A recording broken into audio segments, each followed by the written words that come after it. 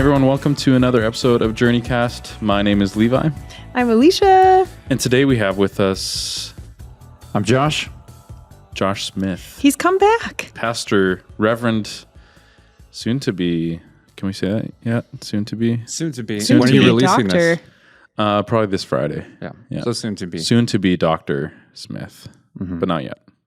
Yeah. But not for your medical needs. No. No.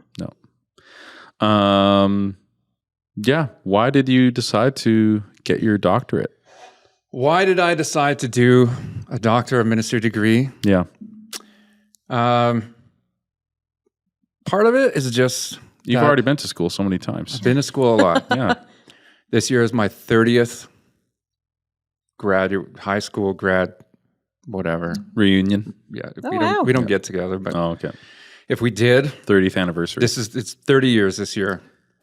And so I want to do it just because since I finished college, I really like school and I like pushing myself and I like learning and I like the research. So there was a part of it that I just love that. I'm just wired that way. And then there's just another part that I asked God if I should do it. And I felt like God told me that it would be disobedient to not do it. So then I applied. My first choice was Trinity Western. My second choice was Tyndale. And my third choice was Providence. And I got rejected by Prov and rejected by Tyndale. Uh-oh. And Trinity wanted me. Hey, great. So I thought they were the best school, but maybe they're not. Because I got in. Awesome. And then when you go to get your doctorate, you have to write, am I saying this right? Dissertation? Yeah. Dissertation, yeah. Yeah. So for everybody who's really interested in the process of doing a Doctor of Ministry degree, which is different than a PhD, it's less. It's less than. Oh. But it's a practitioner's degree. So a PhD is if you want to, it's really a theoretical degree. A PhD is typically what could something become? Not how can I do this better, but how could theoretically something be done better or different in the future if these circumstances were or whatever. And mine is, what is a current issue that you are personally facing in ministry and how can you address that? And you have to prove that it hasn't yet been addressed. So when you're picking your final project, what my professor said was you need to stand on the shoulders of those who went before you, but not on their toes. Okay. So it needs to be taking current academia a little bit further, but it needs to be connected to what's out there. You can't like go way out there on your own and be like, this is just a brand new thing I've come up with. They said, like, once you graduate, you write a book, do whatever you want. But for this, it has to be tied to current research, but not overlapping current research too much.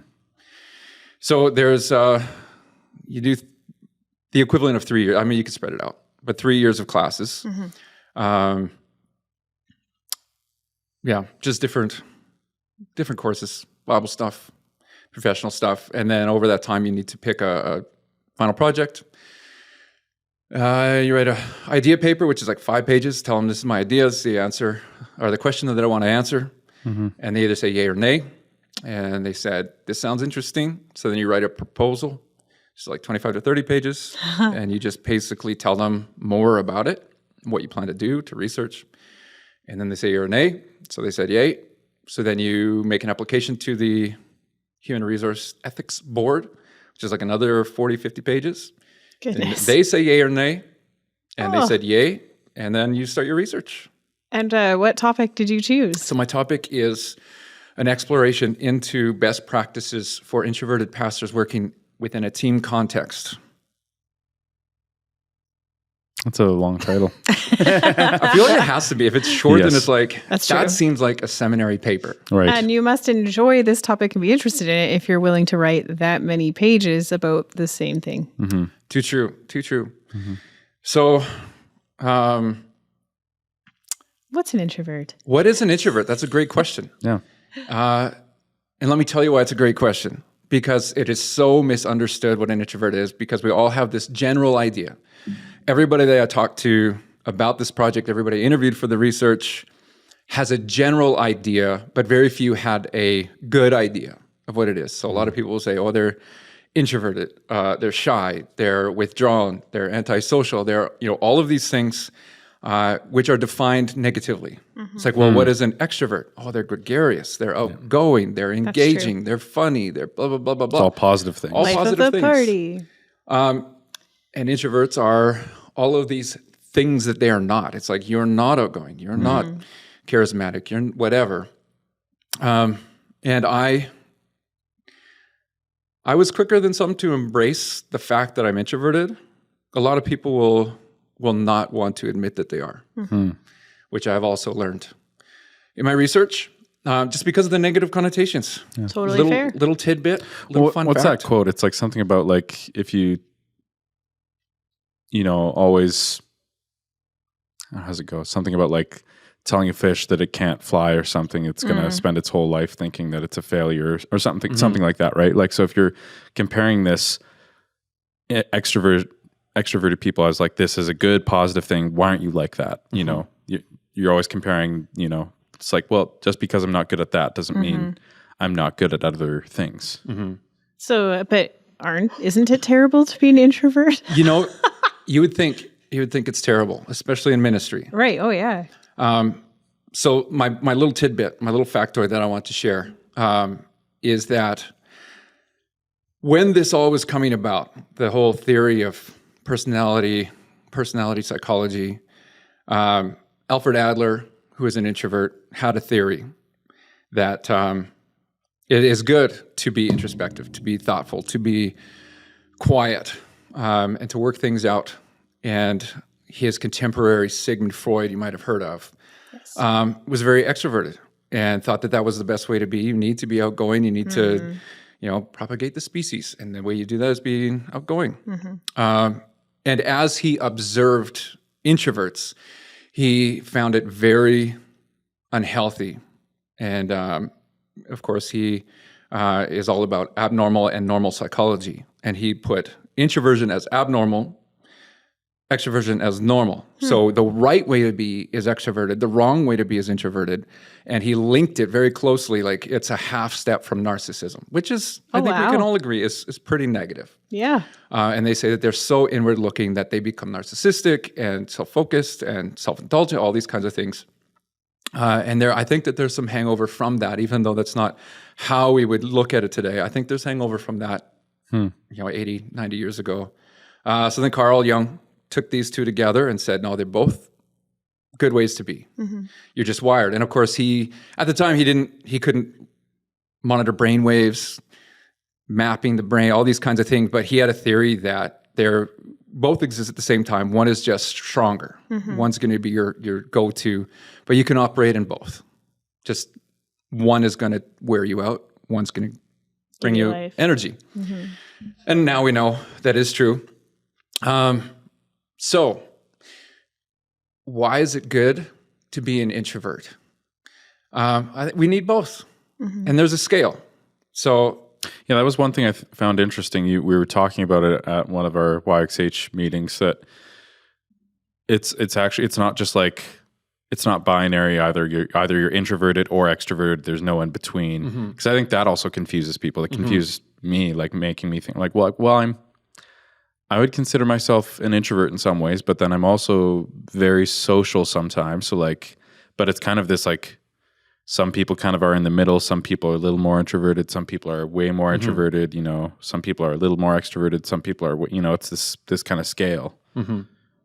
Yeah. So, which I found interesting. I didn't. Yeah, really I think about it's that way. I think it's very interesting. And it's very important to understand that, because if you say I'm introverted, and you think, well, I'm not as bad as Josh, but I do tire out in the foyer after service, or I'm not antisocial, but I don't really want to, or I struggle to like assert myself in a meeting of a bunch of people. Yeah. So in my research, I did it's called the Big 5 Factor Model. So people are probably familiar with the MBTI, the Myers-Briggs. which is it's very dichotomous. You are one or the other. So every questionnaire or a thing on their questionnaire is you are either introverted or you're extroverted. And the end point is to say, well, which one are you? And this is how you operate based on that. Whereas the Big Five, which is a lot more accepted academically, is a scale. So it's a scale of 1 to 5, the lowest you could possibly get. And it's actually not a scale of, which is interesting. It's not a scale of introversion, extroversion. It is an extroverted scale. So it's just interesting that there is no word for introversion in the Big Five other than it is a lack. So anyway, on the scale of extroversion, a 1 is the lowest you can possibly be. 5 is the highest you can possibly be. And the lowest I had was a 1.68 in my research, compared to some that I interviewed on the introverted side would be like a 2.7 or a 2.75, I think was some of the highest. And then the most extroverted guy was, I think, a 4.9 something. And I was excited to interview him because I was like, I just imagine what this fellow's like. And he didn't disappoint. He's all over the place. Just tried to like get him to focus on one thought long enough to get an answer. And so anyway, there's a scale. And it's important to understand where you are on that scale so that you can really just help yourself out. So what is an introvert? An introvert, simplest, shortest terms, is somebody who energizes, typically privately, like they get their energy in solitude, or with 1 or 2 people they're really close to. But even most introverts I talk to, I asked them specifically, I said, like, when you recharge, if you have a family, if you recharge, can you recharge at home when your family's there? And they're like, not fully. Because even my family is a little bit, even though I'm the most comfortable with them, even they drain me a little bit. And then I asked the question, because this is me, and maybe this is some people. Oh, I know it's some people, maybe it's you. But knowing someone's in the house, even if I don't see them, just knowing they're there, it's a little bit draining. So not much. Just a little bit draining. And you had a lot of children. And I have 7 children and a foster child. So it's a full house. Not empty very often, probably. Not enough. Yeah. So that's, they typically would recover in solitude and drained by large groups, especially if they're unfamiliar with the group. So even if you like, I'm acquaintances. So specifically for this project, it's like, consistently the worst hour of any introverted pastor's week is the hour after service, where you are supposed to go out there, greet everybody, make small talk with 100 people. And, for extroverts, that's like the best. And for introverts, it's typically the worst. You typically process inwardly. So whereas extroverts will typically talk over each other and build, and they're like, yeah, let's keep doing this and this. And they keep pushing the snowball, getting bigger and bigger and bigger and more excited. And the introvert will sit back typically and observe and think about it. And they will be 4 items down the agenda before the introvert is like, I have a thought on this. And quite often the thought is against the groupthink because you're thinking logistically. So they're like, we should... Look, it's Christmas is coming. We should do a live, Christmas manger thing. Yeah. And let's get giraffes and elephants and, whatever. And they're so excited. And they've already they've already talked about like, well, we know, these people have a farm. They can bring these animals. And and you're sitting there thinking, okay, there's some logistics. Who's going to clean up the poo? Yeah, who's going to clean up the poo? Who's, what if the horse steps on a kid's foot? What if there's all kinds of things. What does insurance kind of think of this? Exactly. But they don't always think about that. Yeah. Or what's the best case scenario? The best case scenario a lot of times is other churches will come to our church and be like, this is so cool. This is like Bethlehem. But if that's the goal, I mean, that's up to your leadership. But if your goal is like, no, this is an outreach, we want community to come in, is the community going to come in and be like, I need to know Jesus because of this? Or is there something maybe more? So that's the introverted brain is typically like, you're just analyzing and you're observing and you Will we make the news because our donkey got loose and was on the highway? Because yes, that historically happened here. Yeah. So these are important things. Yes. What year was that? I don't know. It's been a long time. Yeah. Early 2K? Not a recent choice anyway. No. I don't know. Or like the late 1900s. Yeah. We have that reason a in little our more back recent pocket. than that. So early 2K. Yeah, probably. Yeah. When did you first know you were an introvert? Because I kind of want to know personally why this is interesting for you, right? So I don't know, has this been a struggle for you? Has it always been easy to be an introvert? It's a great question. I hope people who watch your podcast are really interested in introversion because I am. Yeah. And typically in my research, pastors who enter the pastorate often think they are, or at least try to convince themselves they are extroverted because that's what's expected. Reading over probably hundreds of job descriptions as part of this project, I would say 90 to 95% of them list one of their desired attributes of a pastor is that they're outgoing, that, all these things that are more extroverted. And very few of them are like, we want someone who is, thoughtful, someone who's going to really dig into scripture before they, share. We want someone, so it's just North American church. And I've talked to a few people about like some Asian churches, like Thailand, Korean, some people who have come from those churches, and they said it is not the Western church. It's over there too. So, it's just this expectation that you're going to be the person who's out there, rah, let's do this, and you're going to lead the charge. So we try to. So typically 5 to 7 years into ministry, it hits us where it's like you've pushed and pushed and pushed and pushed against your grain, trying to be what they want you to be or what you think they want you to be. And so for me, it was in my 8th year of ministry where I didn't even realize it yet because I didn't have a language yet. Because I had gone through this in college.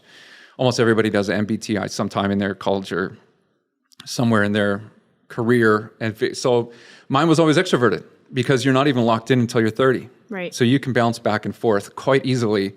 So that's a lot of people will struggle with that too because 8 years into ministry, I was 31. So I was my brain had just finished developing and it locks in until you're 70. So I will keep getting more and more introverted, more and more locked into my preferred pattern until I'm 70. And then it starts to everything, your knees, your brain, your back, everything at 70 starts to fall apart. So maybe I'll be an extrovert by 90, but so that's part of it. I would find that interesting.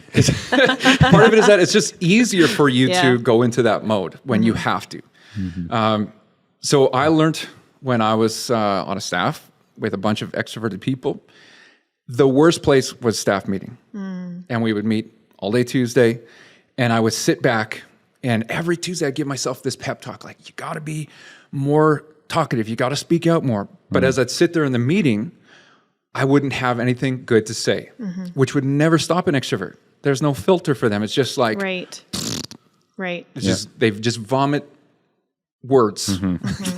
That's the way I see it as an introvert. They just speak, and I would be so frustrated because they would just talk and say nothing.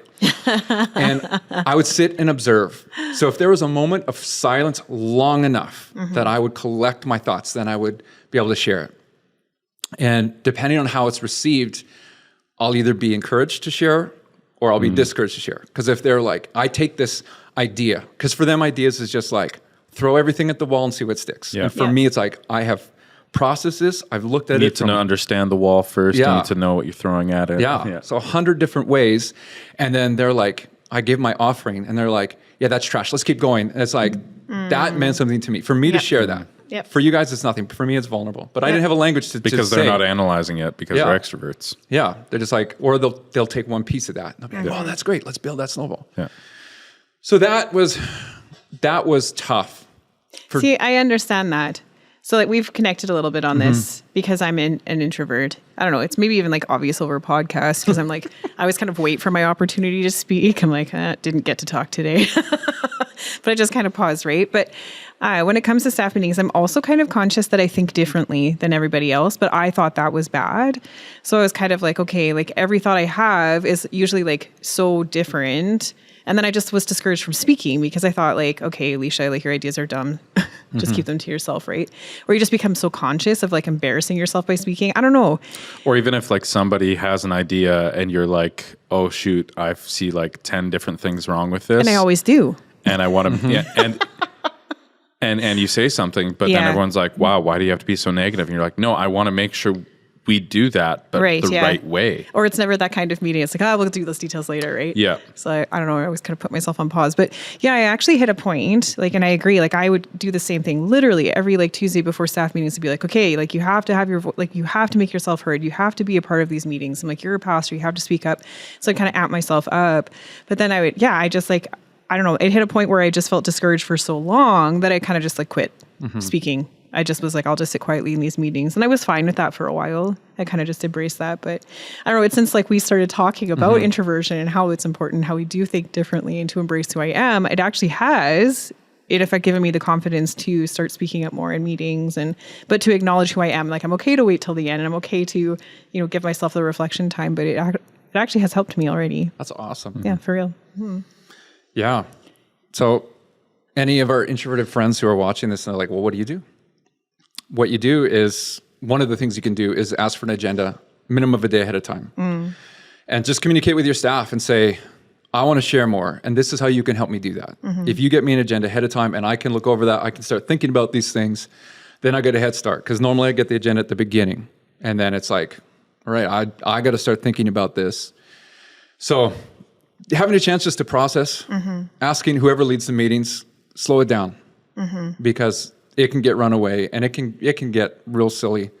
People even just like, Joe, I don't know how many times in a meeting, whether it's a staff meeting or a leaders meeting, whatever, and I'm like, okay, we've gotten all the bad ideas. It's real fun, real funny, but we need to accomplish something in this time. So just whoever's leading the meeting saying, can you help control the meeting and create space? And because that's key. Yeah. It's like if you leave a pause, that's where my voice will likely come out. Exactly. It's like if we're just moving on, like, okay, anybody else? Kate, moving on. I'm like, I'm not, I need the pause. Yeah. There's power in the pause. Exactly. Power in the pause. And sometimes you're going to say, I don't know yet. Come back around to me. And you might, or you're like, I'm working on something. Just give me a moment. And you mentioned this for yourself personally. One of the other staff, I don't remember who this was at the link, knows now that you're an introvert and will come and just give you the idea because he wants to talk to you about it later. He's like, I'm going to give this to you now so you can process it. And I know I'm not going to get an answer till like tomorrow. Yeah. Rick is the most extroverted person I've ever worked with. But he used to do seminars on personality types. Right. So there's a different seminars, a different language than we use, but he understands these kind of people. Right. So he'll come into my office and he'll say, I want your feedback on something. And something that extroverted leaders that I interviewed for my research, most of them have said, I get better feedback, more worthwhile feedback when I talk to introverts. I love to talk to them because they will give me something. I know that they've thought it out. I know that they've considered all the aspects of it and all these things. And yeah, so Rick will say, I really want your opinion on this. And then he'll leave it with me and say, I'll come talk to you tomorrow or next week, whatever it is, but give me that space to think about it. So it's really about, you have to advocate for yourself sometimes and just say, this is what I need. I want to give in these staff meetings. I want to give on staff. I want to be part of this. This is how you can help me do it. And it's not about them catering. It's about you speaking, a language. It's like, well, I'm coming this far to meet you guys, but you're going to have to meet me someplace. Well, and how great if there were more personalities like Rick who are like, okay, he's super extroverted, but he understands introverts. Well, I would say he's not just trying to say like, okay, Josh, become me. Which is the usual. Josh, like, yes. yeah. He's like, hey, this is how you're built and we're going to work with that because this is great. Yeah. I like and that. I'd say too that like a lot of the way like this like certain meeting, not necessarily our staff meetings, but certain meetings can be orientated to just extroverts, to just people who are willing to speak up right away and not consider the details. And so it can just get done. So we can be efficient and we can just get it done. And that's, it's not a great place for introverts to thrive. Yeah. A place where introverts typically thrive if they do find a good fit in the church. Executive pastors is a great role because they often are very administrative minded. It's like, we want to get here. And an extrovert might be like, yeah, this is where we want to do this great thing. And we would do this early in my time at the Link. when our staff was maybe more extrovert leaning, they'd have all these great ideas, and then they like start to leave the meeting. I'd be like, "Whoa, who's doing what?" Because I've been to enough meetings where we get there and it's like, "Oh, this never happened. This never happened." It's like because no one got assigned to do that, Yep. and I don't have enough time to do it all. So we need to assign. So as an introvert, it's like these are the steps we need to take to get to that goal. And it's great that you have vision and wild ideas, because often introverts are kind of stuck on their own, trip over their own feet, and just they're like, think of the work or think of the steps. Yeah. So we need people who will be those big dreamers, people who will rally troops and be like, we're all headed this way. But there has to be someone who will create strategy, someone who will create steps and that kind of thing. The balance is nice. I don't know. Pastor Jamie's kind of our extrovert. I'm thankful for him every Sunday. That man is in the foyer. He's meeting people. He knows every new person. He's connecting them to new friends. And like, I need that so bad. Yeah. I'm so thankful we have that and that it's not me. Yeah. And then we need the introvert who excels at sitting down with them. Yes. And just having a 20-minute conversation after church, or saying, Rick will do that a lot. He'll like meet people and it's like, I'll give you one meeting. Yep. I've got 18 minutes between these meetings. And if you need follow-up, it's like, talk to Pastor Mike, talk to Pastor, we'll schedule you a meeting with somebody who isn't looking over your shoulder to see who there is to visit with. Yeah. Because an introvert, it's like, Smart. You have 100% of my attention right now. Because I don't want to go meet other people. Please don't leave. This is a safe spot between you and I having, a conversation that's not just like, oh, it's snowing today, hey? It's probably going to melt next week, huh? See, but it's okay if you have a role. So like I am very confident in the youth room and meeting new teenagers or running youth programs or speaking from the front. I have no issues with that at all. It's just the awkward social interactions of like, how is the weather today? Or I'm like, I'm dying. But we can be in front of a lot of people and enjoy that, right? Absolutely. Yeah. So it's all about, that would be another thing. If you want to get the most out of an introverted leader, is to give them a well-defined closed-ended role. Because it's like, if I know that that's what's expected of me, I can do that. If it's like, we want you to go in the foyer and we want you to just meet new people and blah, blah, blah.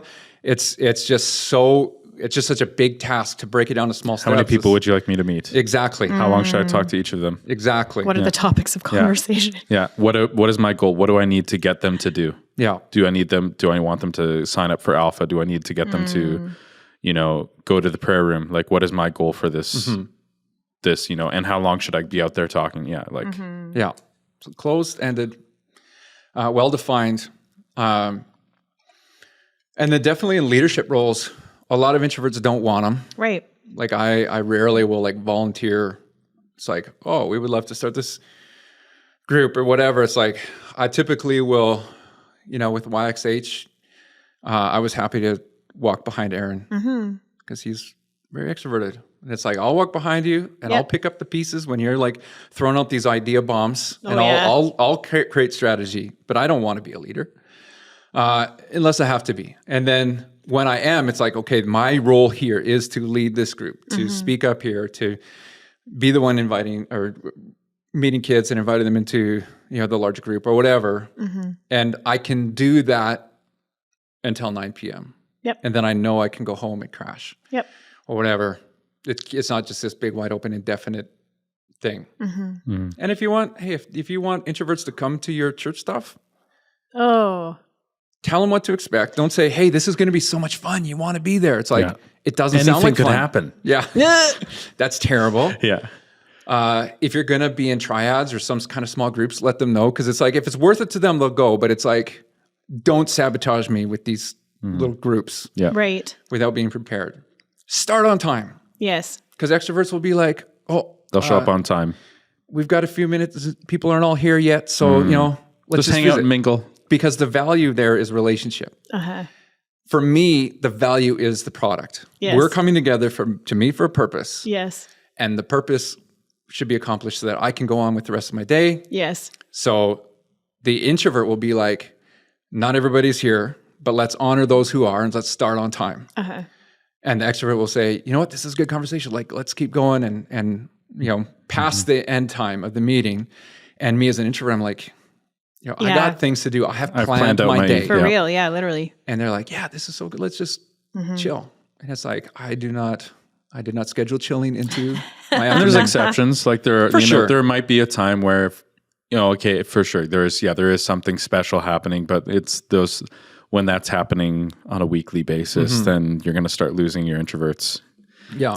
We had young adults that I wasn't obviously at, just heard about, and it hurts me to my core because I heard they did this game, and as an introvert, I can't process it. I can't handle it. They just did speed friending. I heard about it. For like half an hour.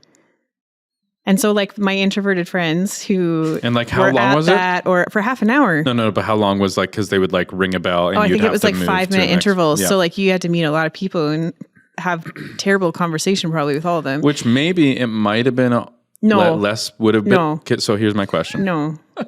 Would it have been less worse if you knew that was coming and it was going to be for 30 minutes? And Then it was you would gonna- just avoid it entirely. Then you wouldn't have gone at Show all. up late. No, not at all. Because actually my introverted friends who were there, this next time they went to young adults, they actually came late so that they could make Intentionally. it for the worship Yeah. and skip the icebreaker just in case, right? Yep. Because like I have to admit, like that would be all over my mind. I'm like, okay, I'm gonna come late Yeah. so that I don't have to have a speed like- friending experience. All the leaders a part of YXH Young Adults, like, bless them for trying to make this a good experience. Because they're not like, oh, let's torture our introverts this evening. Oh no, because extroverts are like, this is the greatest thing we've Because the ever person done. who put that speed friending on, yeah. she is an extrovert, Yeah. 100%. She's a great person, but Let's meet she's all the people. and she's doing that out of the heart of, I want all these people to experience this fun that I enjoy. Yeah. And she's trying to share that, but it was a little torturous for our introverted friends. But yeah, It's true. yeah. So, but Josh, all this talk about, not wanting to just talk to random people, isn't the whole point of church to build community and invite neighbors in and meet new people? How does that work? Yeah. I guess you can't be a pastor then. Yeah. So I'm saying that because I hear people say Yeah, for those sure. things. There's Adam McHugh made a great comment that about how evangelism in the Western culture is like so extrovert centric, and it's not really thinking about how introverts don't fit into that paradigm, but how can we rethink what evangelism could be for introverts? Yep. So if you're like Rick, who literally shared a story today of evangelizing a guy in a hot tub this morning after swimming, which there's times where Amazing. that happens. Yep. For me as well. We went on a mission trip to Montreal, and on our flight back, I had a 4-hour, from before we took off to after we landed, I had a 4-hour conversation with the lady across the aisle from me. And it was really great, that's where an introvert typically will excel. Yep. And it's building relations over long term. Yep. So just a little analogy. My mother was a nurse for her career, and she was an emerge nurse. And she loved being an emerge nurse because people would come in, you have no idea what they're going to come in with, and then you patch them up, you send them out as quick as possible, and that's emerge nursing. And that's extroverted lifestyle. It's like, hey, let's meet as many people as we can, ship them off and meet the next, and do that. And my wife is a dialysis nurse. So she sees the same people 4 hours a day, 3 times a week. And you've got this relationship so deep because you spend more time with them than most of the people in your life. She knows what to expect every day. Yeah. Yeah. And you build this really deep relationship. So introverts excel at getting to know, once you do cross it, and you gotta be uncomfortable sometimes, both of us. Yeah. So the extrovert needs to sometimes be quiet and sit down and just listen. And I back this up with my research that extroverts are often terrible at hospital visits, terrible at at family care, at funerals, because they're always like, you share a story. It's like, I'm being vulnerable. I share a story. And then the extrovert is like, yeah, totally. I get that because, and then they share this story and they talk more than they listen. And it can be uncomfortable with it. It's like, no, just hold your great stories inside. You don't have to tell everybody every story and just listen. Yep.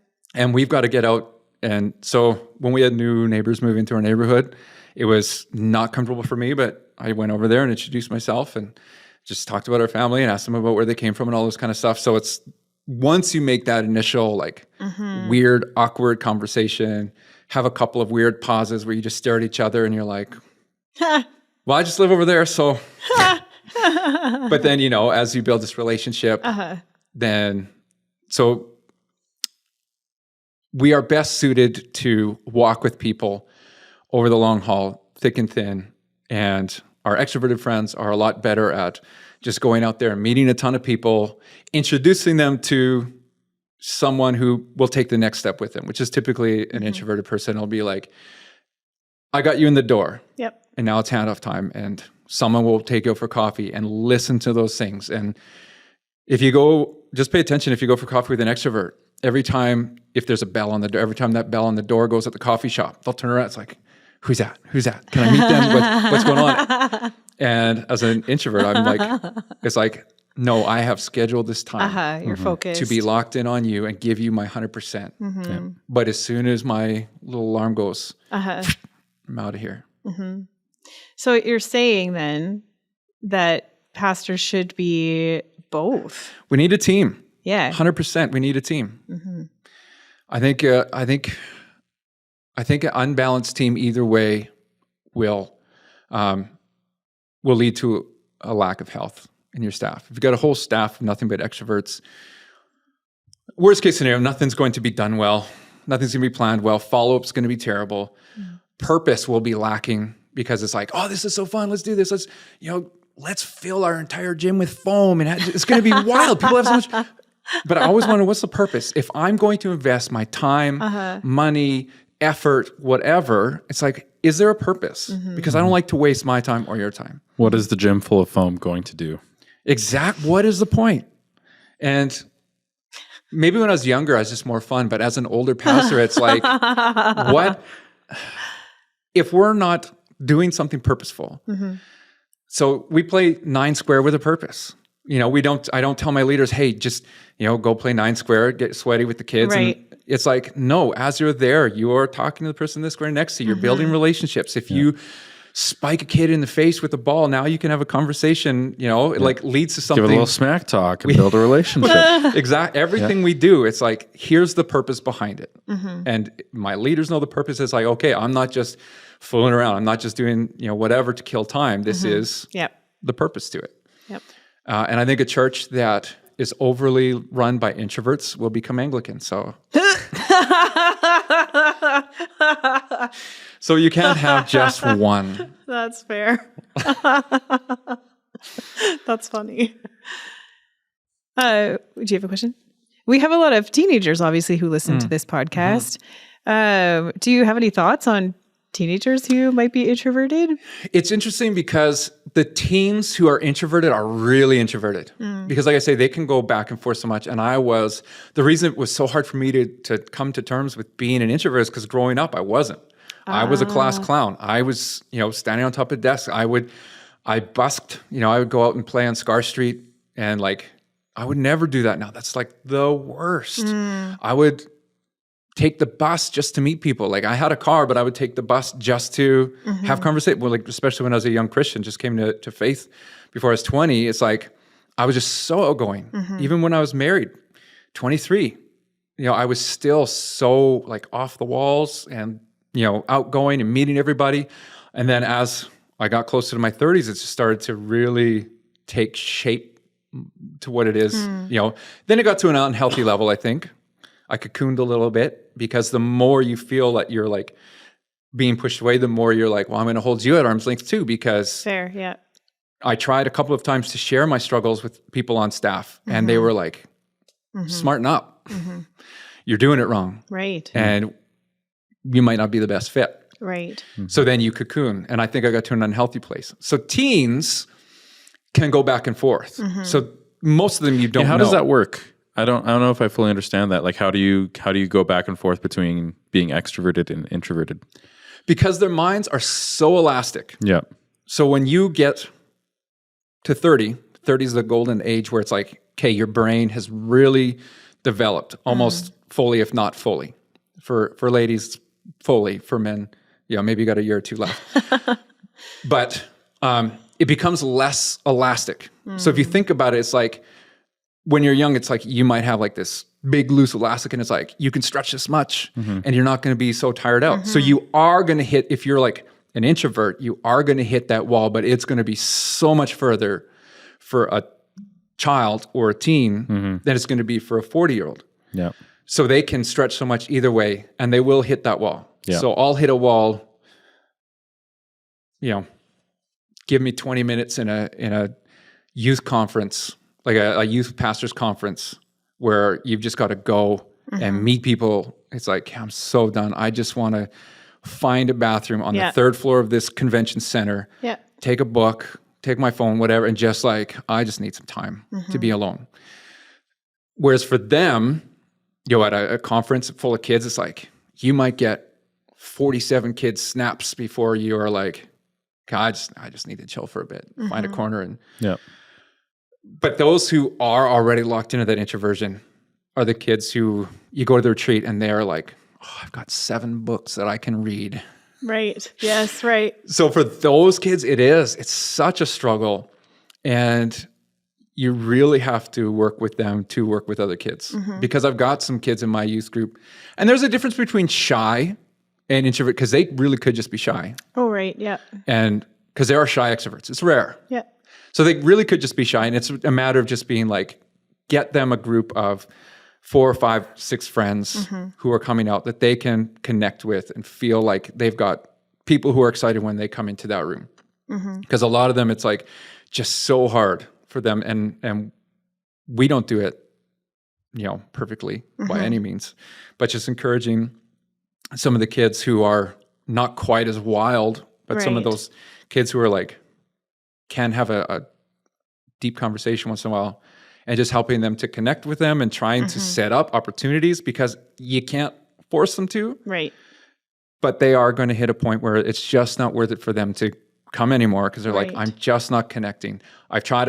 And you can ask them, well, how did you try? Well, I'm here every week. Right. Yeah. Right. But you didn't talk to anybody. Right. And someone comes to you and they talk to you and you're just like kind of cold. It's like, no, I'm not. It's like, okay, you come across, and just helping them to understand that it's a challenge for sure, because kids are kids. And leaders can only bridge that gap so much. Most of my friends are extroverts. I found that they always kind of find me. I don't seek them out. They just decide we're friends, and then we are. Yeah. But like, we have those one-on-one connections.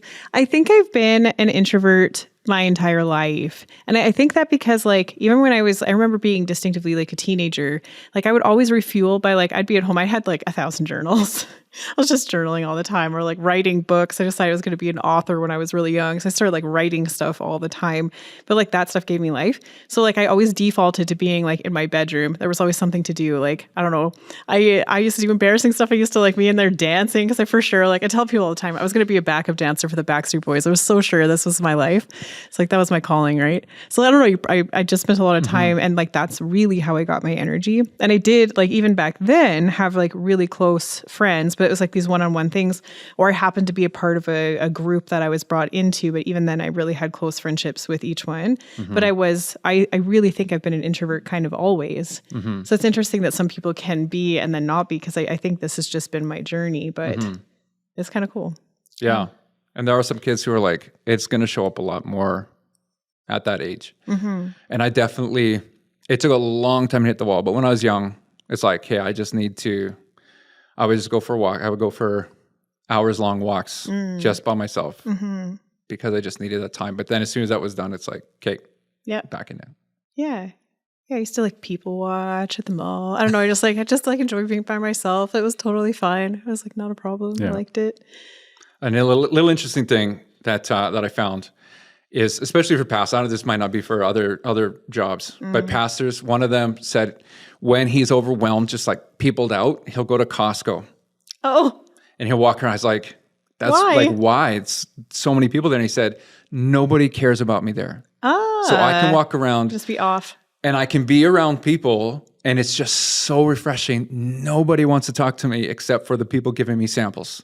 So I can be anonymous and just like walk through there, eat some free food and just process my day, whatever, for an hour and just like look at interesting things because they're always, moving their You should try this. stuff. Just walk around Costco. See what it's like. You're going to get me a membership.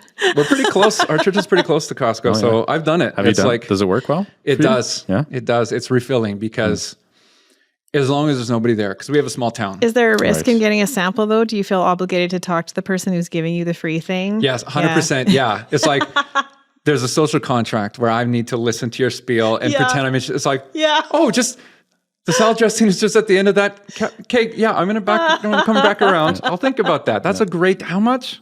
$6.87. That's a good That's price. when you take it, you eat it, and you're like, I try to like go behind a group of kids. right. So that And she's then- talking to them, and you can just They're Yeah, you distracted just kind of already. scoop in, reach between them and grab your sample. Yeah. This is amazing. I was talking to my sister about how we were doing this podcast today, and she was currently sitting in her van because she works part-time from home. Like they let her work from home, but her laptop was having a problem. She had to go exchange it for another laptop. She was sitting at Starbucks waiting until she knew it would be less busy at the office so that she could quick get in, get what she needed, and get out, right? And I'm like, I'm going to tell the podcast about you. Is she also very introverted? Oh, yeah. We bond about that stuff all the time. But I was thinking as a teenager, I'm like, what made a difference for me? Because I was a leader and I was an introvert. But I think it was because my youth pastor gave me a role. And so that's like within those defined parameters, right? I'm like, I wanted to lead, I wanted to be involved, but I was Gave an you introvert. specific roles of I He want you to did, accomplish yeah, this. he did. Yeah. Yeah. And so like, if I was on stage, this is what I was doing. Or if I was running an activity, I was behind the scenes. Like I helped him with details. I did. I'd sit in his office and we'd plan youth events together, right? When I was a teen. And like, I thought that was really awesome. So yeah, maybe for our introverts, find your youth pastor and ask for a role. 100%. I will give a role. Yeah. How do you know if you're introverted or extroverted? Well, you can take the big 5 Yeah. inventory, or it's really like if people, because I get that question a lot. You gave some good examples though when I was asking about this at the one meeting. I thought they were interesting. Like walking into a room of Yeah. 100 people. Oh yeah. What do you do? And you know half of them. What is your go-to? Are you like, oh, here are my 50 people I already know, or is there like, you're using the example of your extroverted pastor being like, I have 50 new people to meet. Yeah. Like, Yeah. Rick. Yeah. So Rick stands at the door yeah, and he will meet everybody coming out. yeah, And he's like Jamie, he knows everybody. And if because we've got different, in our foyer, you can go out this side, or the main, where people are supposed to be funneled to the main. And Rick's right there. Everybody. Yeah. And you'll see the introverts, they'll wait until Rick is like greeting a group of people, a family going out, and they'll scoot around and he's he'll like, try hold to- on, He'll try to get them. Or they'll try to go out the side door and he'll like amazing. yell. He's like, hey, I haven't met you yet. And so yeah, if you see a group of people, Oh no. it's like, I can, meet all these people. Yeah. And if you have the gift of gab, Yeah. they like all the introverts that I talk to are like, I know this super engaging person and I'll just like eavesdrop on a conversation. And I'm like, how did you think of that so quick? How are you coming up with these questions? Like, these are really good. I'll practice those, but then your mind goes blank when you're in that situation. And it's like, there are so many awkward moments for, the name is slipping me right now, but there was one author that I really liked. His book is called Blessed Are the Misfits. So if you are introverted or if you have Asperger's or autism, you 100% need to read the book Blessed Are the Misfits. And he talks about because he is those. And he talks about being that in the church. And he said something along the lines of Francis Chan said, we get so awkward when we try to talk to people about Jesus. And as an introvert, I got news for you. The awkward part started long before I started talking to that person. So it's like, yes, do you feel, do you feel like you are getting life in those moments? Do you feel excited to get there, or are you dragging your feet? And it's like, how long? If you're wondering what's the appropriate amount of time for me to be in this place before I can get out of this place, you might be an introverted. Yeah. If you listen more than you talk. That sounds like you might be a redneck. Yeah. No one will know what You that might is. be an They're all too young, introvert like, you might be a redneck. So it's not like 100%, if you do these, but it's most likely if you think more than you talk, most likely, you're introverted. If you feel like you're a slow thinker. So one of the things that introverts often feel guilty about is I don't share enough, I'm not engaging enough, I don't evangelize enough. Extroverts, when they're real vulnerable, have shared with me that they feel inadequate mentally. Like I talked to one leader who said they went for their master's degree solely based on proving themselves to their introverted staff members. Oh, wow. Because they were like, I feel so intellectually inferior. And I'm not, but just they talk with like such depth, and they, think about things and all these, and I'm just like, a squirrel, like just, so they're currently working on their master's degree because Interesting. they're trying to prove themselves. And it's like, I'll emphasize story. It's like, I met one person this week, and I'll tell that same story 100 times because I need to prove that I am not just You met a hermit. person, yeah. It's like, I really do meet people. So it's funny just how, you view yourself compared to others. So How can extroverts help their introverted friends? how can they partner well? Yeah. How can I don't like that word. Yeah. Sorry. It's like, here's But how like to in the make them more context- extroverted. No.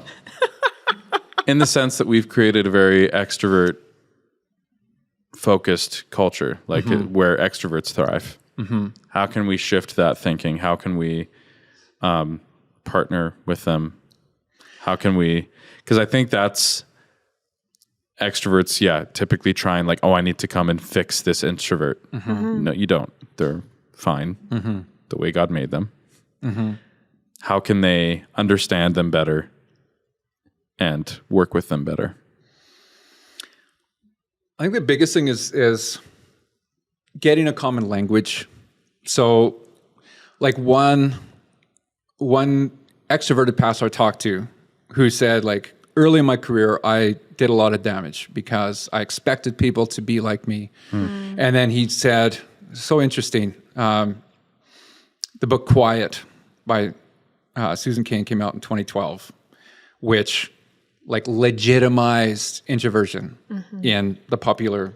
So it hasn't come full way, but he said around the early 2010s, and he didn't connect the dots, but I did for him, he said introverts started coming out of the closet.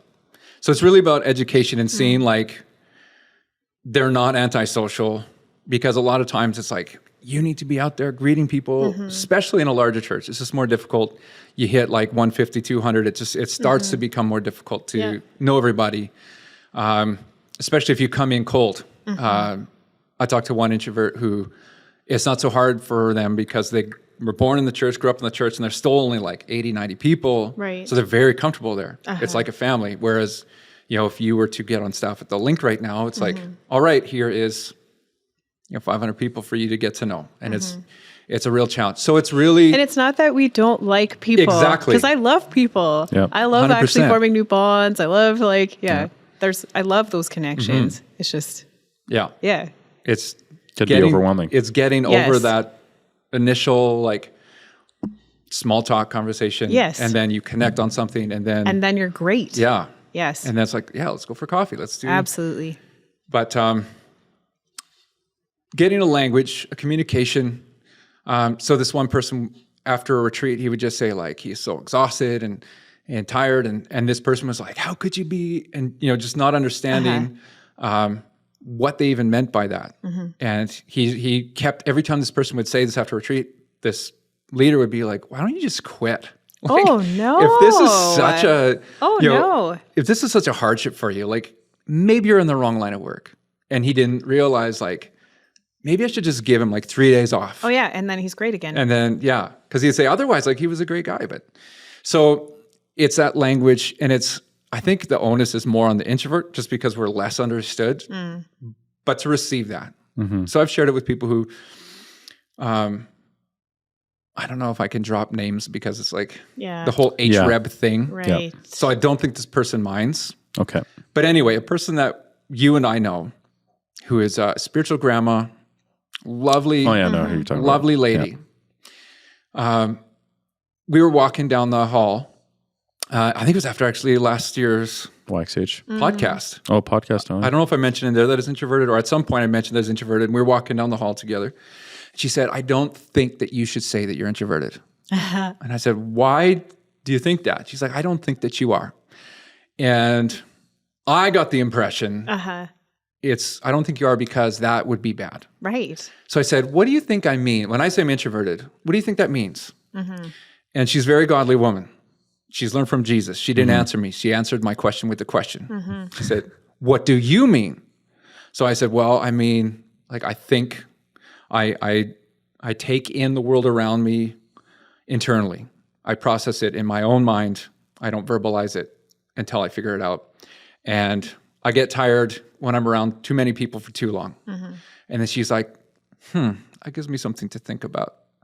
So it's like maybe you're an introvert then if if you need to go and think about it. This super busy hallway with hundreds Yeah. of kids running by. We had this minute-long conversation that really started to begin to change her perspective. So I think the onus is on us to get people around us, especially staff, Yep. or I'm the leader of a youth ministry, so letting my youth know, it's like, hey, I do love you. My face doesn't say it very often because introverts will so often get, why are you mad? It's like, I'm just thinking. And that's what my face looks like when I'm thinking. So I'll be honest, when I first met you, I thought that. I was like, and then after a while, I'm like, oh no, this guy, he's here because he enjoys doing this. yeah, it's just tell your face. And right? his face isn't showing it, but his actions are showing it. Yeah. Yeah. Even at the pastor's appreciation breakfast last week at the Christian school, my grade 8 girls came up to me after that because all the pastors sit at the front. Yeah. And they were like, you look so mad. Like, you don't even want to be here. I was like, are you kidding me? Like, They don't know you yet. so happy. So yeah, it's sometimes we are misread, and you just got to be aware of it. Yeah. How you come across, and communicating that, and saying, you know what, I want to give good feedback. So give me some time. Or saying to my youth, I'm not real great at a lot of this stuff, but when you need me, I am here. And if you want to get to know me, like, come chat with me. Because we've got, once again, like, we have a larger group. I can't meet with every kid. It's hard. It's hard to get on a one-on-one Wednesday time. night. Yeah. So it's just like, if you want to get to know me, like, come up to me. I want to get to know you. I want to talk to you.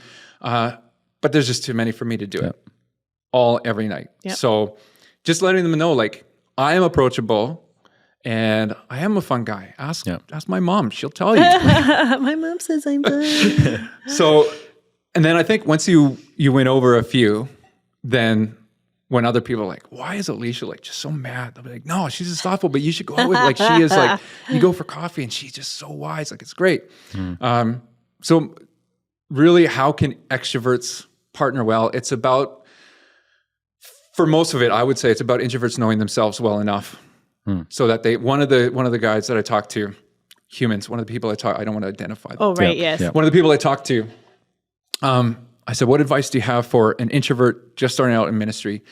And this person said, learn everything about yourself that you can. Take a battery of tests, read books, find out who you are, and then you can help them to partner well. You know what you need, and you can say, this is, if you want to get the most out of me, this is what we can do. And then for the extrovert, then it's on them to be like, okay, I will honor that. Keep me in the loop. Let me know if I'm falling behind in this area, if we're running over you, or whatever. And honestly, if I get brutally honest with anyone who's really interested in this topic, if your staff isn't receptive, you may need to leave. It just might not be a good fit. And the church that I was in with a bunch of extroverts, it truly, for me at that time, understanding who I am, not having a language to say, I need the space, I need whatever I need,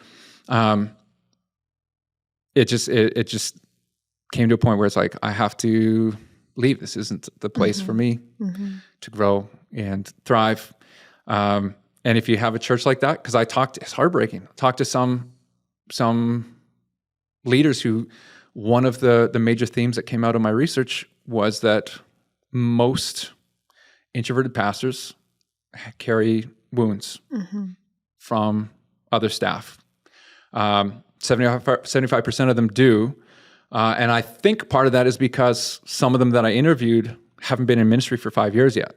They haven't hit that wall where they're like, I cannot keep doing ministry this way because it's killing me. Right. So I think more of them will. And then there's a few, maybe they were just in amazing churches and never experienced that, had advocates on staff or whatever it is. But most of us have carried some deep wounds that we've had to deal with. Some are still dealing with. Yep. Most of the people I talked to that I interviewed for this research said, you're the first person I've talked to about this. So that just tells you, like, this is... Yep. They shared a deep sense of calling. That's why they're still in ministry. Yeah. But it's because the calling was so strong. Because if it was just about, like, this is a great job, working in the church, being a professional Christian, like, paid to do this, it's not worth it with the pain that they've gone through. So it's knowing yourself, what are your needs, sharing that, and if it's just never received, if they're just like, you know what, I don't see it, you just got to work harder to be like us for your own health. You just might need to. Yeah. And then looking for a job. When you start looking for a job, be honest about it. And you just might not be the person they're looking for. Right. It's better to know. Well, and be careful about your before you setting start. then too, right? Yeah. Don't overpromise and be honest about it. It's like, you know, these are going to be some of my struggles. This is how I'll work with them. And, you know, for me, one of the strategies was I'm going to meet one new family or one new person a week. That's manageable. That's a closed-ended, well-defined task. And then I would report to my pastor just as a, you know, as an accountability to push myself. Because it's like, I would rather not. Because I've got a few friends in this church that I know real well, like when I first started on staff. It's really comfortable. And I just want to sit with them after service and have this deep conversation. You know, every week we can reconnect. But I realize it's like, if I'm on stage, if I'm a recognized leader, I need to, you know, the saying goes, a shepherd needs to smell like sheep. So I need to push myself, but I'm not going to meet 20 people every week. No, What's manageable? Yeah, it's unrealistic. And coming up with some of the strategies. And so saying, you know, if I were to ever look for a new job, which Lord willing, I won't. But if I do, saying to them, here's a challenge for me. This is how I will try to address it. And if that's not enough, I'm not your guy. Right. But I think an executive pastor where it's like largely you're working with staff and strategy, that would be something that's like, I think I could excel at that. Doing teaching pastor, where it's like I can go in my office, research, study all week. My one subject said, you know, my ideal job would be teaching pastor, where I go into the mine and I work hard at, you know, polishing up these gems, and then I bring it out and I share it with the people, and then I go back to the mine and go, you know, another week and like teach, because a lot of us, you know, we're really into just deeper understanding and researching and wanting to, you know, even just researching a passage and learning everything about it and saying, what are the questions that could come up? So even if I'm only going to share for 30 minutes, I'm preparing hours worth of material, because if someone comes up afterwards and they're like, what about this? It's like, I want to be prepared for what people could ask. So finding that role that's going to fit you, whether it's in the church or just your career in general, it's like, where can I thrive? Where can I be mostly in my zone? So one pastor said, if I can be like 80% in my zone, and I'm willing to push myself for 20%, get pushed out of my comfort zone, be tuckered out, tired out, exhausted emotionally, if I can be most of my job in my sweet spot. And he's like, he does hospital visitation care, like pastoral counseling and stuff. So most of his job is like just one-on-one or caring for people, which is great. And then the rest is like staff meetings and group stuff. But they're like, if I can do most of my job in my sweet spot, I can be pushed.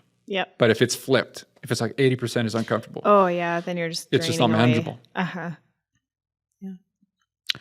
One last question for you. Mm-hmm. Was Jesus an introvert? Oh, Yo. what? It's a great question. It's a great question. And I'll tell you what. I'm half joking, but if you've got some... I do. Oh, really? Interesting. All right. Yeah. Let's hear it. I do. So here's what I wrote in my project was that it's inappropriate to assign language to a person or culture that language didn't exist in. But I'm going to anyway.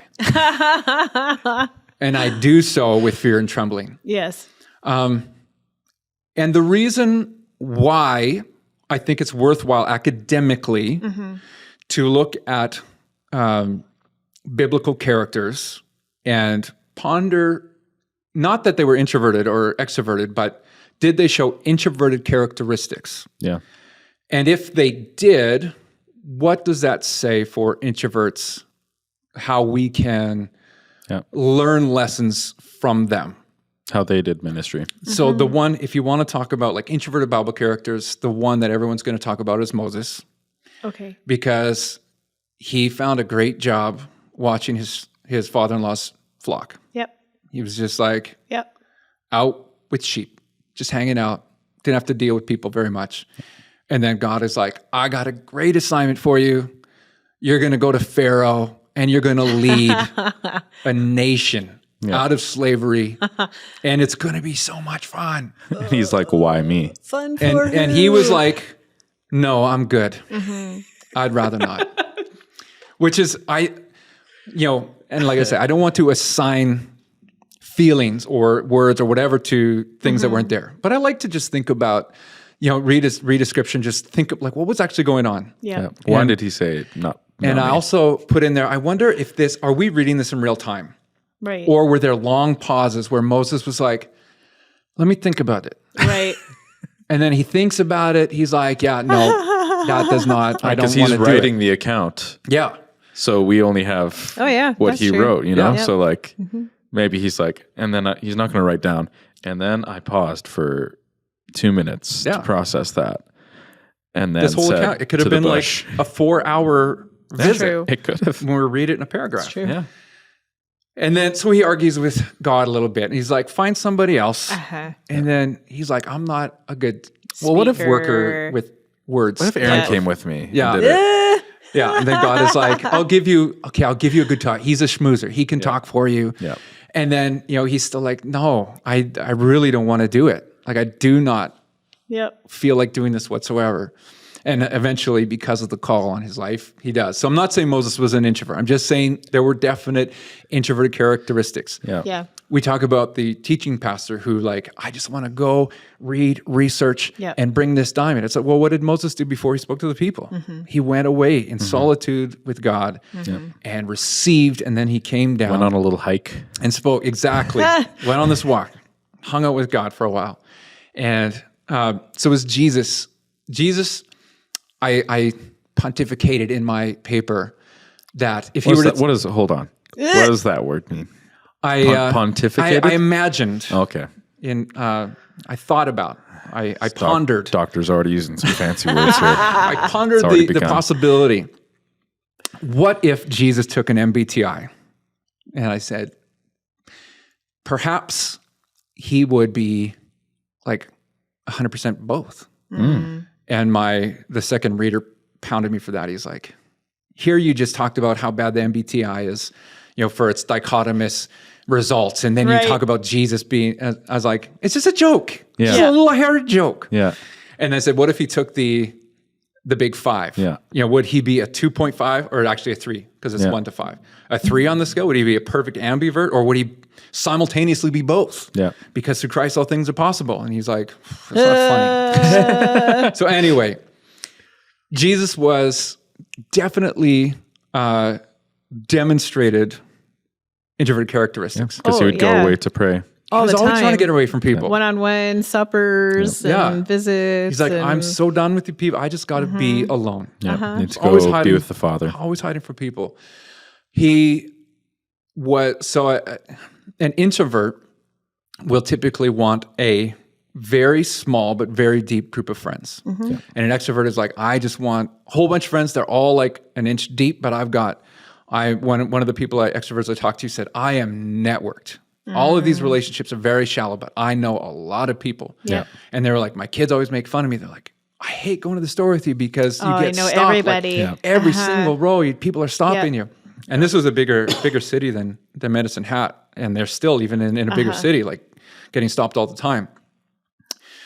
And Jesus took his group of 12. So he had obviously a lot more friends. He had sent out 70. He had tons of people around him all the time, but he had 12 really, really deep friendships. And within the 12, he had 3 like deeper. Relationships than those. So there's definitely, so what can we learn from that? Well, number one, we need to honor that side of us that needs solitude to connect with the Father. Because a lot of extroverts really struggle with that. They'll say, I connect in a group when we're having a worship sesh and like we're singing these hyped up songs and we're sweating on each other. Ew. And like I have been so attacked by Chris Tomlin and David Crowder. Oh. Both of them in a worship set said, all right, everybody right across the arena, we're going to grab each other's hands. Oh, no. And we're going to jump together. And right then it's like, I've stopped I need to worshiping. go to the bathroom. I'll be back. Like, so there's been times, it's multiple times. There's been times where it's like, oh, this is a part of the set where Chris is going to tell us to hold hands. So it's like, I need to go to the bathroom pronto, quico. Yes. But if I've been stuck in it, or even like when I went with my youth group, and I think it was Chris Tomlin there that did it. And it's like, I have to be a good leader, good sport, so I'll do it. But I've stopped worshiping now. Right. I'm no longer engaged in connecting with God. I am now wondering, how sweaty are my hands? Or why is this kid's Am I gripping their hand too hard? so sweaty? Or how long do I have to do this? Or what is this doing? Me jumping with 16,000 other people. What's this proving? Totally. What's the point? Because I'm just thinking about the action that I'm doing right now. I'm not engaged. But you're doing it because the kid next to you might be like, this is the best thing that's ever happened. Yeah. And an extrovert might say, that was the closest I ever felt to God. Yeah. And you're like, really? Okay. So, we're totally valid in saying the closest I'm to God is when I take my Bible, my journal, and I go to Whispering Pines for a day, and I just sit under a tree or go up to the little chapel on the hill and just spend hours reading a little bit of scripture, singing a bit, writing, just receiving from God. It's legitimate. It's a good thing to do. So do we need to be in the big crowd and force ourselves to jump or something once in a while? It's a good thing. But you have to be in the right space to do it. Because there's been times where I wanted to. If our kids are jumping, I'll jump. Yeah. Sometimes. But for the most part, I don't. But I'm not there I need for to myself. stretch beforehand, though. Yeah. Make sure. Yeah. Yeah. Oh, yeah. It's just not the way that I. Oh, yeah. So any worship leaders out there, really, really think about why you ask people to do things. Because the moment for a lot of introverts that you say, all right, everybody do this. I'm no longer thinking about. Because if you don't want to do it and then you're the only one not doing it, then you're like, well, what is everyone going to think of me if I don't want to do that? Yeah. That's that overthinking. They're coming up to you after and they're like, excellent at that. Check your heart, bro. Like, what's, I notice you didn't raise your hands. And it's like, well, why? Yeah. Why do you what want excuse can I give them? all of us to Wait, do should I this? just jump instead? What's happening? And I've had people, worship leaders, be like, okay, everybody get down on your knees and you're going to face, like, go on your knees and then put your hands on your chair. You're all facing backwards. And it's like, what do we get out of it? What do you get out of it? Like, what is the point? You do that. And if that's the way you worship, do it. That's awesome. Yeah. But now I have to do it and I'm soaring. I remember Erwin McManus saying one time, a guy said to his brother, what they were doing today just wrecked my worship. And his brother was like, wow, that's so sad. Like, you could not wreck my worship. I'm just and it's like, I'm sorry. I'm that carnal. You wrecked my worship because now I'm focused on you. I'm focused on like this thing we're doing. And it's like, so worship leaders, let us worship. And if we want to raise our hands, we'll raise our hands. So would you say it's better to, if you feel like doing this, maybe you could stretch out your hands? That's how I do it. Yeah. Like when I lead worship and it's like, I'm like, just Make sure really it's very feeling it open myself. invitation. Right. Then it's like, I'll often say, if you're feeling it, if you just want to, as a your act of, whatever, as a physical. And you don't have to do this if you don't want to, but if you want to. Yeah, exactly. Put your hands up, whatever your care is, and just imagine that in your hands, and like just let God take it. Yeah, because there's the other end, right? Like that's not how I worship, but there's the other end of someone's like, I don't even know what to do right now. I'm feeling something, but I'm not sure what to do with that. It's like, well, do you want to kneel? Oh, that's a great idea. Yeah. You know, because some people need that. But yeah, like making it that open invitation, I think, is helpful. Look at us learning things. Yes. Today. Just not a real strong instruction of like everybody as a group. Because for me, I want everyone to do this. Yeah. It's like, this is making you feel good. Yeah. But is it making me feel good? Yeah. As in, is it drawing me closer to Jesus? It's not. Yeah. So let me be me. And I'll let you be you. Accept people for who they are. Hey. Exactly. How about And not that? what And you we all- wish they were. We all need to be pushed a little bit. Yep. And I think that's a big part of my paper and a huge part of my paper, which I haven't said yet, but I should probably say before the end of this, Yep. is that an introvert is how I am, and it's not who I am. First and foremost, I'm a child of the King. I'm a Christian. That is my identity. Yeah. How that works out, I mean, that's it. My personal preference has a lot of how that's walked out. And as a child of the King, it's like, I need to love people because Jesus loves people. Yeah. And even if we were an introvert, he definitely got out of his comfort zone to care for people. And I've got to follow that. Yeah. So don't just cocoon, Yeah. because that's a lot of us want to. And don't use it as an excuse It's a lot more or a comfortable. crutch or don't let it define you. Yeah. But find roles that is going to, you can be mostly in your sweet spot. Yeah. I think that's important. Mm-hmm. If people have questions, should they tell you beforehand, or can they just approach you? Or Yeah. It depends on what it is. Because if I really feel like this person is, seeking something that I'm confident in, yeah, then especially like if I have a relationship with them, yeah, I have no problem saying, let me think about it. Yep. And I'll get back to you. And then I'll make a point of, texting if a kid has a question or whatever. I'm like, that's an awesome question. And I don't even have the answer for it. Yeah. So let me think about it rather than rattle off something that, yeah, is just confusing or whatever. But it's in most situations, it's better to approach and ask somebody, because here's the funny thing about a lot of introverts is that we don't need to be right. Like, I don't care if anybody knows if I'm smart or not. Yep. So I couldn't give a rip if you think I'm dumb. That doesn't define me. yeah, So if I'm in a room with a bunch of people and they're all talking, and let's say that someone comes up and they're talking about introverted leadership, and, it's like things that they're saying. It's like, I know they're wrong. It's like, I'm literally the expert in this. I wrote the book. But I won't correct them because it's not important to me To be right. enough to like jump into this conversation, assert myself and be like, well, actually, it's like, I'll just sit back and I'll talk to my wife later on. I'll be like, you should have heard this person. Like, it was so ridiculous. That's awesome.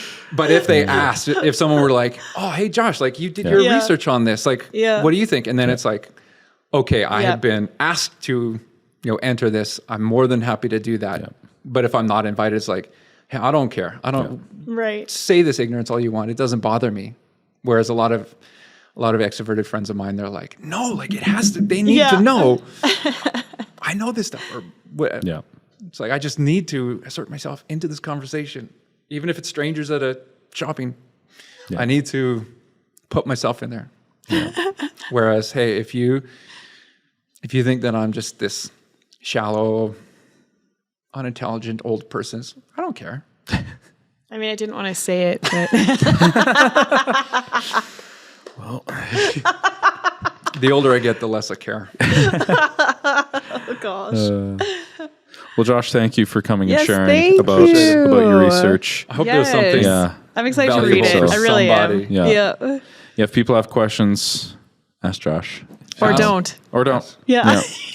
But he won't tell if you don't ask him, so.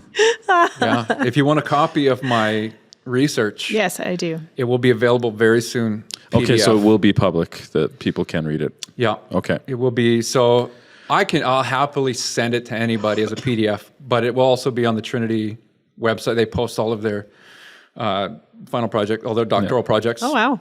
Yeah. So in, I don't know, a month or two, if you just Google Trinity Western Doctor of Ministry final projects, it'll take you to the website. And it's just a list. If you want to read other people's, good friend of mine, Dr. Jeff Kuhn, did his project on, it's wild for me. I never even thought of this. I can't remember exactly what it's called, but basically like